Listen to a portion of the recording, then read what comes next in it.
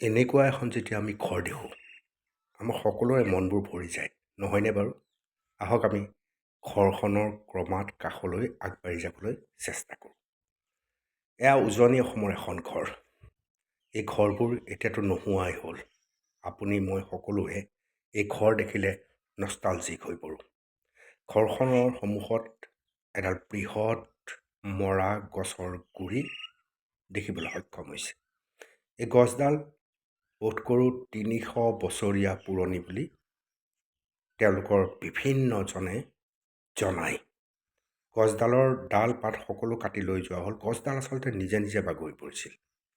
এতিয়া আহক সেই গছডালৰ পৰা সন্মুখৰ মূল গেটখনলৈ। এই মূল গেটখনেৰে আমি সোমাই যাওঁ এই অসম আৰ্হিৰ ঘৰটোলৈ। এইটো ঘৰ বোধকৰোঁ ৬০ৰ পৰা ৭০ দশকৰ ভিতৰত প্ৰস্তুত কৰা। ঘৰটোৰ সন্মুখত এখন বৃহৎ চোতাল নহয়, আপুনি যেনেকৈ বিৱৰণী দিয়ে কিয়। ঘৰখনৰ চোতালখনত এখন গাড়ী ৰৈ আছে। দৃশ্যবিলাক আপোনালোকে অকণমান নিজে নিজে পৰিকল্পনা কৰক, যেন এখন চিনেমাৰ ছবি। ক্ৰমান্বয়ে মই আগবাঢ়ি গৈছোঁ, আপোনালোকক ঘৰখনৰ ভিতৰলৈ লৈ গৈছোঁ। আছাম টাইপৰ ঘৰটোক দুইফালে চাওক আৰু মাজৰখিনিও আপুনি মন কৰক। এই ঘৰবোৰ লাহে লাহে নোহোৱা হৈ আহিছে। আমাৰ সম্পদ যেন নোহোৱা হ'ব। এই ঘৰটোৰ কাষৰ ঘৰটো হৈছে এটা নামঘৰ। ঘৰ এখন থাকিলে নামঘৰ থাকিবই লাগিব, ইয়াত প্ৰাথমিক ছাত্ৰ। চাৰিওফালৰ সীমাটো মই ঘূৰাই ঘূৰাই আপোনালোকক লৈ গৈছোঁ এডাল কেকটাছলৈ। মোৰ দৃষ্টি নিবদ্ধ হ'ল এডাল কেকটাছত। এডাল বৃহৎ কেকটাছ আপোনালোকে দেখিবলৈ সক্ষম হৈছে এই মুহূৰ্তত।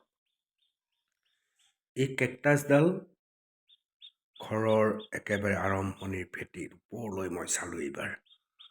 এয়া দেখোন ফুল পকি গছতে শুকাই আছে। চাৰিওফালে ঘৰটো যেনেকৈ অসম আৰ্হিৰ ঘৰটোৰ চাৰিওফালে গছ গছনিৰে সমৃদ্ধ হৈ থকা এটা ঘৰ। চৌপাশে আপোনাৰ নয়নভিৰাম দৃশ্য। চৰায়ে মাতিছে, অকণমান অকণমান বতাহ বৈ আছে আৰু বহাগ গুণ ঘৰটোৰ চাৰিসীমাৰ চাৰিওফালে এই গছবোৰ তাৰে সমুজ্জ্বল উদাহৰণ। আহক ঘৰটোৰ আৰু অলপ কাষ চাপি যাওঁ, আৰু অলপ কাষৰ পৰা ঘৰটোৰ সৌন্দৰ্য আমি চাবলৈ চেষ্টা কৰোঁ। সেই সময়ত এটা ঘৰ নিৰ্মাণ কৰাত সময়ত ঘৰটোৰ সৌন্দৰ্যৰ ওপৰত চাগে ব্যাপকভাৱে গুৰুত্ব আৰোপ কৰা হৈছিল।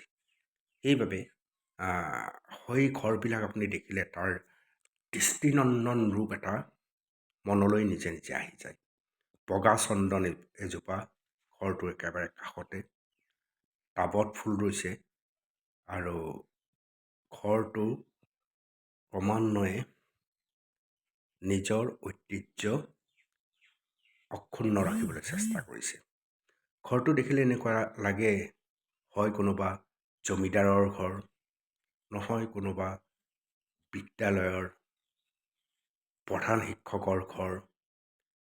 এই ঘৰটোত সেই ধৰণেই অনুমান কৰিব পৰা কিছুমান কাৰক আমাৰ চকুত পৰে। সেইবাবে মই মোৰ এই ভিডিঅ'টোত ঘৰটোক ধৰিবলৈ চেষ্টা কৰিছোঁ। আৰু এই ঘৰবোৰ যদি এটা সময়ত যেতিয়া নোহোৱা হৈ যাব, ঐতিহ্য সম্পন্ন অসমীয়া ঘৰৰ সংস্কৃতিৰ সলনি যেতিয়া চাৰিওফালে ফ্লেট তৈয়াৰ হ'ব, যিটো ইতিমধ্যে কমেও ৬০% সম্পূৰ্ণ হৈছে, তেতিয়া এই দূৰৰ পৰা দেখা নয়নভিৰাম দৃশ্যবিলাক নোহোৱা হৈ যাব, যেন এখন চিনেমাৰ এটা ঘৰ। বোধকৰোঁ দেখি আপোনাৰ